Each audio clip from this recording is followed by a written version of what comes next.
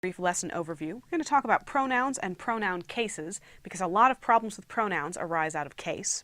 We're going to look at rules for pronouns, including subject and object pronouns, weak and strong clauses, reflexive pronouns, who and whom, when to use each one, and whoever and whomever, and who, that, and which one to use. And we will end, as always, with some practice. All right, pronouns and pronoun cases. A pronoun is a word that takes the place of a noun. That's what it is, that's what it does. Now, they come in three cases, three different forms. The subject case, also called the nominative case, the object case, also called the objective case, and the possessive case, which doesn't have another name because it doesn't need one. Some examples of subject pronouns are I, he, she, it, we, and they. Object, me, him, her, it, us, and them. Possessive, my and mine, his, her and hers, its, our and ours, and their and theirs. Now let's look at the rules and how these actually play out. Okay, pronouns in the subject or nominative case are used as the subject of a verb. So, for example, he does a difficult job. You wouldn't say him does a difficult job or his does a difficult job. No, you would say he does a difficult job. They will be here soon. You wouldn't use them, you wouldn't use their or theirs. Subject pronouns are also used to rename the subject. They follow to-be verbs. So, it is I, subject pronoun, who wrote the letter. Or, it is they, again following is, who made the decision.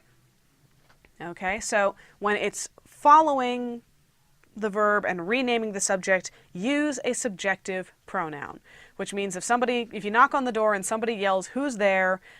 it's actually better to say, "It is I," than to say, "It is me." But we will get to this. However, in spoken English, most people tend to follow to-be verbs with object pronouns. Most English teachers now tolerate this. We don't like it. We give you nasty looks, but we put up with it, especially in dialogue, especially in talking. So if you're writing a note and holding it up to the peephole for someone to see, it is correct to write, "It is I." If you're just talking, fine. You can say, "It's me. That's him at the door now, and it's only me out here." All right, object pronouns. Object pronouns are used for just about everywhere else in English grammar. They're used for direct objects, indirect objects, and objects of prepositions. So, I talked to him yesterday. I is the subject, so it's in the nominative case, subject case. Talked is the verb, but him is the object of the preposition to, so we use the objective case, him. Pass me that hammer, would you? So me, I'm the indirect object of passing the hammer along, so we use me, the objective case. And similarly, help us. We're receiving the action of the verb help, so it's us, not we. Next, to use pronouns correctly, you must be able to tell weak clauses from strong ones and then isolate the clauses to decide which pronoun is correct. A strong clause can stand on its own as a sentence. So, they are hungry. It's also called an independent clause. A weak clause, also called a dependent clause, begins with words such as although, since, if, when, and because. It can't stand on its own. So, for example, because you asked me to come, well, that's not a sentence by itself. You can't just walk up to someone on a subway platform and say, "Because you asked me to come." They're going to look at you like you're crazy. They're also going to wait for you to finish your sentence. However, if you walk up to someone on a subway platform and say, "You asked me to come," they will at least understand what you're saying and reply, "No, I didn't. Who are you, crazy person on a subway platform?" What, don't you practice your grammar in the subway? I do. Next. To decide what kind of pronoun to use after the words than or as, mentally complete the sentence. I'll give you an example. G1 is as smart as she or is as smart as her. Okay. Now, if you were going to complete the sentence and tack on that extra verb, you could say G1 is as smart as she is. Okay? So you wouldn't say G1 is as smart as her is. So even though you're leaving off the is, you still say G1 is as smart as she. Next, completing the sentence differently changes its meaning. It is possible to use the her in that case, but it has a totally different meaning. So, Eric would rather listen to me than her. That means Eric prefers listening to me over listening to her. In this case, me and her are both objects of the preposition to. But Eric would rather listen to me than she means Eric has a greater preference for listening to me than she does. She is the subject of listen, just as Eric is. So in that case, you use the nominative case. So it does work, it just has a completely different meaning, and you almost never use the second version. Chances are when you're just comparing two things and they're both fulfilling the same, if you're saying which one's better or smarter or faster than the other one, you pretty much always want to use the objective case. Next, possessive pronouns show ownership and they never need apostrophes. I know that possessive nouns usually need apostrophes. So for example, Bill's truck, okay? But pronouns are different. Even when the possessive pronoun is its. That's right, the possessive form of it is its, no apostrophe. Because it apostrophe s means it is or has. It means something completely different. It's a contraction. It's not actually a possessive pronoun. Put it out of your head when you're thinking about possessive pronouns. Possessive pronouns never need an apostrophe. So, that's her cat on the windowsill.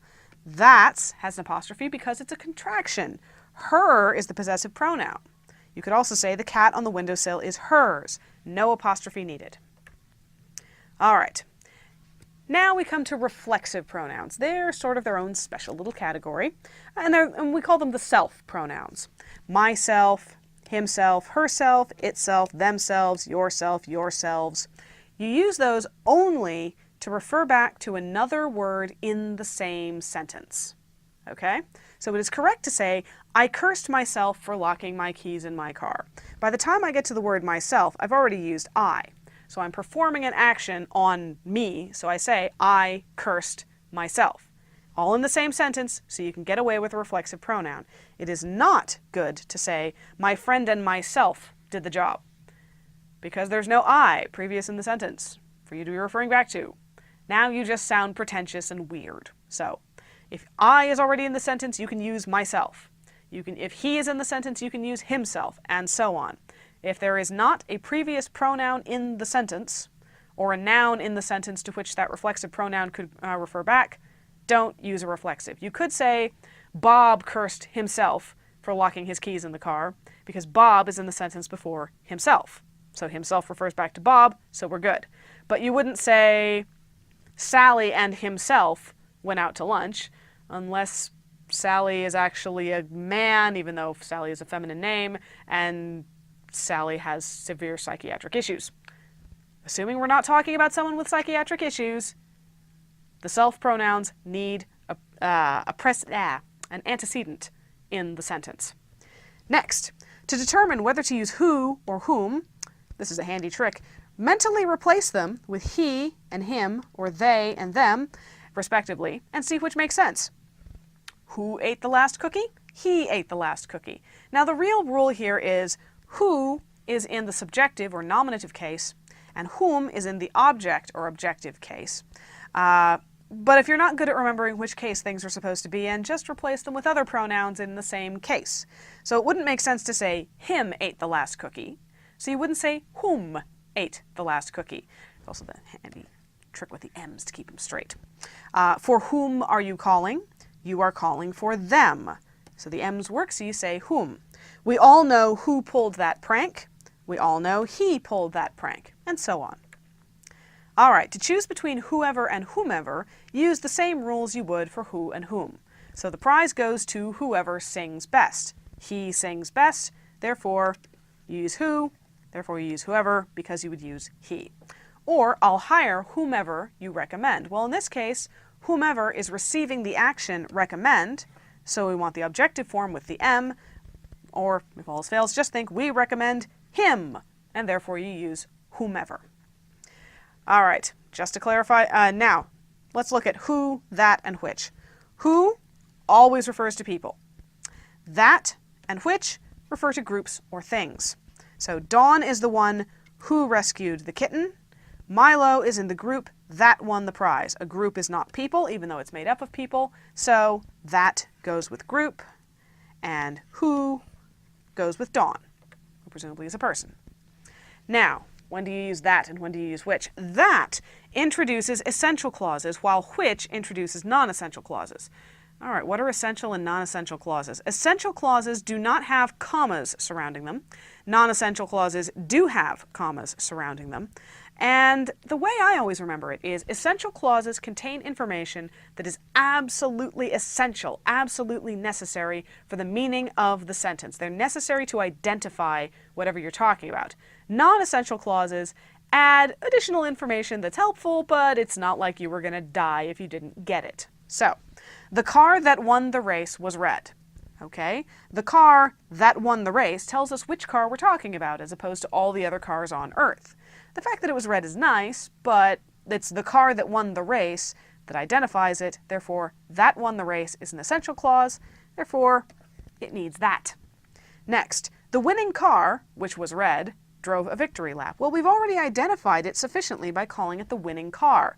Therefore, the fact that it was red is nice, so we use which. It's non-essential, and we set it off with commas. The winning car, which was red, drove a victory lap. So we have our little tangent to talk about the color, and then we go back to the sentence.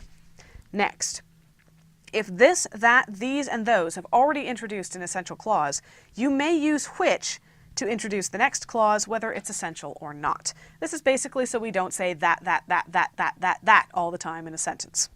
So, this is a race which you will remember for the rest of your life. So we've already used this, so we can use which even for an essential clause. Those books, which we've discussed so often, are still on your shelf. So those books, in this case, those is being used as an adjective to describe books, not as a pronoun, as it was with this.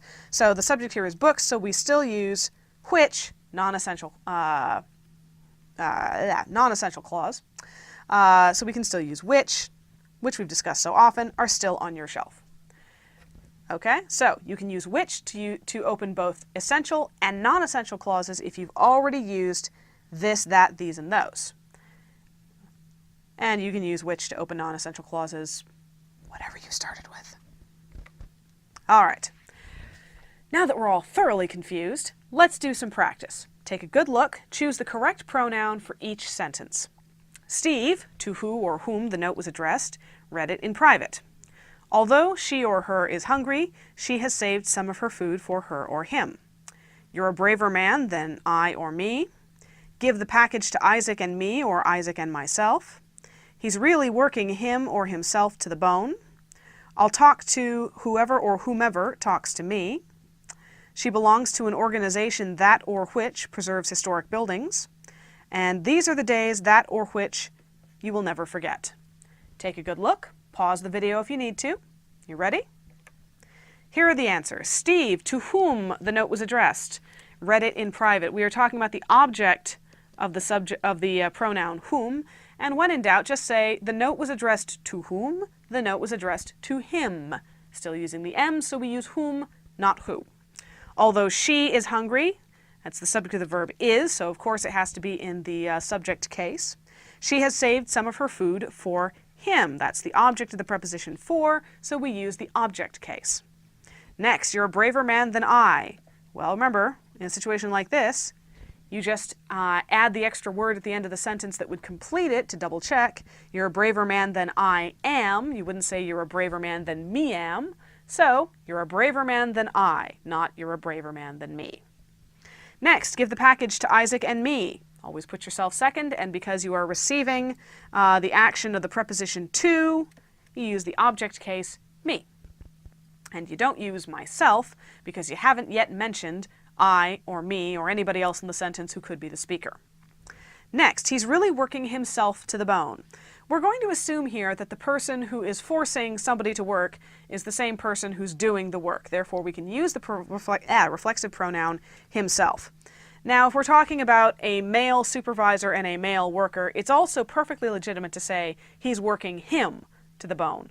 But pretty much whenever we use the idiom working oneself to the bone, we use the reflexive pronoun to indicate that a person is forcing himself or herself to do all that work.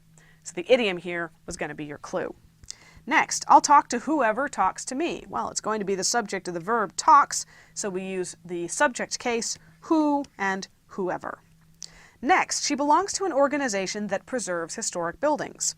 Well, that preserves historic buildings is an essential clause. You need that to identify that organization. Otherwise, you're stuck trying to pick from all the organizations in the world, and that's just no good. So we use that, not which. And these are the days which you will never forget. Well, we've already used these, so we get a free pass to use which for anything we like.